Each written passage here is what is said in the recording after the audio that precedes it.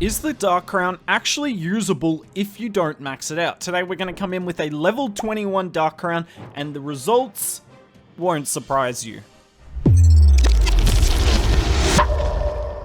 Here is the army we'll use in today's video. It really is the best way to maximize the Dark Crown. Now, my Dark Crown is level 21. I do have the ores to max it out, but I know most of you don't. So I want to see if this is actually usable before level 27, because if it's not, just use the henchman puppet and put your ores into an equipment that doesn't need to be maxed out to be good. So let's run the Dark Crown here. This is the army we're going to come in with. Let's see if we can get some good results. So let's try it out in Legends League. We're going to come in with the Royal Champion Charge. You'll notice here, I've got the Phoenix. Now this is what people have been doing, because when the Royal Champion dies with the Phoenix, you get 2 deaths to the Royal Champion and the Phoenix goes down. So that is 70 troop space. So you'll get the first level up on your minion prince if you get it down quickly. Personally, I think this is trash, and I'll hopefully show you why here. So let's just charge on the back end of the base. And you'll notice how much more quickly I go through invis spells here, because we don't have the Fox. The Fox is so insane on the Royal Champion, and we are forced to use the Phoenix just so that we can make a pretty average piece of hero equipment usable. Like, I don't know. I'm very much of the opinion that the Royal Champion... Oh, thanks, Royal Champion. What a terrible way to path around that building. The Royal Champion Charge is easily the strongest part of the meta at the moment. Why would you make it deliberately weaker? Why? It's not like the Minion Prince is by himself either. He's got 14 dragons helping him out. So him being, what, 24% better at this level isn't going to make much difference in the grand scheme of your dragon attack. Alright. Now, we need to get the Minion Prince down. I also like having 2 Witches down. Look at the Minion Prince, about to level up. The reason I like the Witches is because the Witches, their skeletons spawned, actually contribute as well. Oh, didn't get those 2 dragons in it. That would have been nice. Look at it. So the Minion Prince is already rather leveled up, but look at the amount of damage he's doing, right? It's not like crazy. Alright, so I believe that's the second, if not third. We're going to use it there because that's a good lineup. One thing that is nice about the Dark Crown... Oh, how did my queen... Oh, my queen didn't go down. It's just... They all followed something stupid. One thing I do like about it is you just prioritize the... You just prioritize the Dark Orb, whereas when you're using the Henchman Puppet, you kind of feel bad about using it early because you know you need... that you might need it later for the defensive capabilities. This was nice. I will admit, the Dark Crown has done great work here. But you'll see the amount of damage the Minion Prince is outputting, right? It's not insane. It's not insane damage at all. Yeah, it's not like it completely transforms him. Like the Giant Gauntlet, for instance. You notice the difference. Here, like, you can see the damage he's outputting. It's not crazy at all. It's nice. But I wouldn't describe this as, like, must-have. Oh, these troops are so useless. Like, yeah, I get it. We're trying to farm. Look at it. They're so useless. Wait, if I actually time fail because of this, I'm gonna laugh. Like, what are they doing in my army camp? I'd almost rather not have them. I mean, you can see the damage being done here. Yeah, Minion Prince goes down, and that's a whole other thing, right? Normally in dragon attacks, you'd have the Phoenix on the Minion Prince, and the Phoenix works so good with the Dark Crown, because then you get the boosted stats for the next 7 or 8 seconds.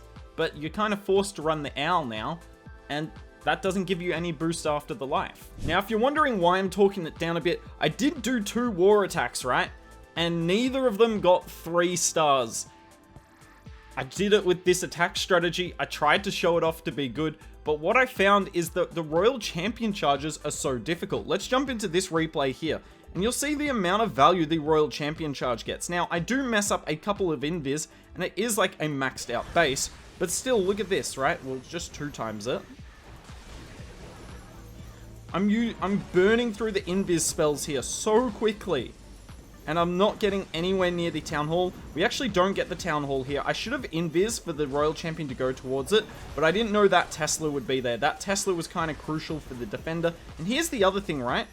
When the Royal Champion dies suddenly, like here, look, she goes down suddenly. I didn't have my Minion Prince down in time.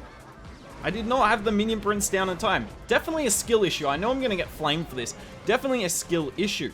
But also, you know, there's plenty of people that are worse than me that will try and use this. So we get the first Minion Prince boost then. But look at this. We got so little of the base with the Royal Champion. Like, what? Are we going to take down the rest of the base? And here's the other thing I don't really like about this attack strategy is Furnace CCs are a thing. So you'd normally could look at bringing a poison spell in this army, but you can't now. Now that you don't have the Fox, 10 invis, it would be 11 invis spells isn't enough. With the Fox, you can get so much extra value. We pop the Dark Crown, the Dark Orb ability there, and let's have a look at this Dark Crown, right? This was meant to be the use case for the Dark Crown here. Your attack's going badly and he clutches up. Now nothing could clutch up from this, right? But look at the amount of damage he's doing to the CC. It's not like he's the Gauntlet. It's not like crazy damage. Look at this. It's not unbelievable. And if it's only activating by the time you have no tank for the Minion Prince anyway, you're not really going to get the value out of him because, well, the Dark Crown has no defense in its ability and the Minion Prince dies in the center of the base. I wouldn't have 3-starred with the Henchman Puppet here either, but I've also already got the Henchman Puppet leveled up, and so do most of you. None of us have the Dark Crown very well leveled up yet, so you have to put an insane amount of ores to get something that's not really any better. Oh boy, look at these. Who set these up as rage towers? Well, that's going to make my life so much easier. In saying that, we would have just giant arrowed anyway. Look, I will take it. There should be no defenses. We're just going to get the Royal Champion to the very center of this. This would be insane with the Fox. Nope, go up. I don't even need to use the rage spell with this. Look at it, she's just sitting in the very center, and now it's just about invising the healthy buildings and not invising the unhealthy ones. And she's kind of in a dead zone here. Oh my lord, no way. Thank you, Royal Champion. Alright, we're gonna get these witches down.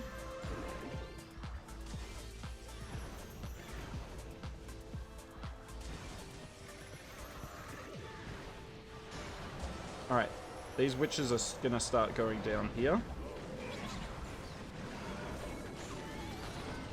Look at that, we already get the level up on the Minion Prince, even though the witches kind of get wasted in the end because we don't really get the value out of these skeletons. But right there, I hope you saw that, the Minion Prince moves faster than the dragons, right? So a lot of the time, you'll see right here, he is stepping in front of the dragons just briefly. And that's where something like the Henchman Puppet is nice, because you can spawn those 2 tanks to go in and take traps. The Dark Crown just has no defense at all, other than the fact it just gives you extra hit points. Minion Prince levels up again there. And that's just what I don't really like. Like, the win condition of this attack strategy with the dragons is just keeping the Minion Prince alive. If the Minion Prince stays alive, doesn't matter if you've only got the Henchman Puppet on him, right? If he stays alive, you will generally 3-star. Whereas the Dark Crown, yeah, he might do more damage, but it is also more risky at failing. So why would you risk potentially failing when you can just do the safe option? I mean, this is wrecked anyway. Obviously, we didn't even need the Eternal Tome on this. Kind of says everything you need to know about this base. Do not run rage towers like that, particularly in a Royal Champion charge meta. Run invis towers. In saying that, I just would have giant arrowed anyway. Minion Prince doing his thing. Look, it was nice in this attack.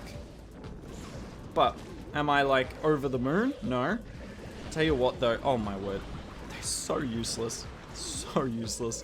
What a good laugh they are. Beautifully done there by us, but this had nothing to do with the Minion Prince. I don't know why I even put it in the video in the end. This was all the Royal Champion. Let's see what we can do on this base here. I think I'm going to come from the bottom. Just in case there's something in the CC like a furnace, I actually want to remove it with the Royal Champion. I tell you what, I hate having to put down an invis immediately. Like, the Fox is just so nice for this. This video shouldn't be called like anything to do with the Dark Crown. The title of this video should honestly be, I miss the Fox. Oh, I should not have left the poison tower visible. Unless we're going to run away from it. Can I pull you away? Alright, we're in a good spot here. Guess we don't need the fox every time. You better go in. Yeah, you will.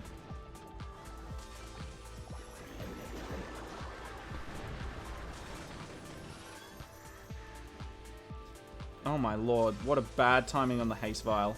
That's my bad team. Alright, let's get the 2 witches down.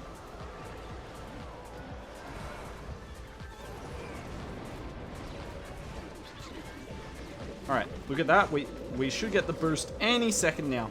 Except, the minion prince got targeted. This is what I don't like about it. Where am I meant to place the minion prince? I actually did a few FCs with this where I'd like place it down the bottom, but then he just wouldn't be in the Eternal Tome. He'd just path differently. I guess we kept him alive though. We were always going to pop the Eternal Tome quickly anyway. Minion prince levels up. Here's the thing, 30% doesn't really stop a Seek and Air Mine from doing a lot of damage.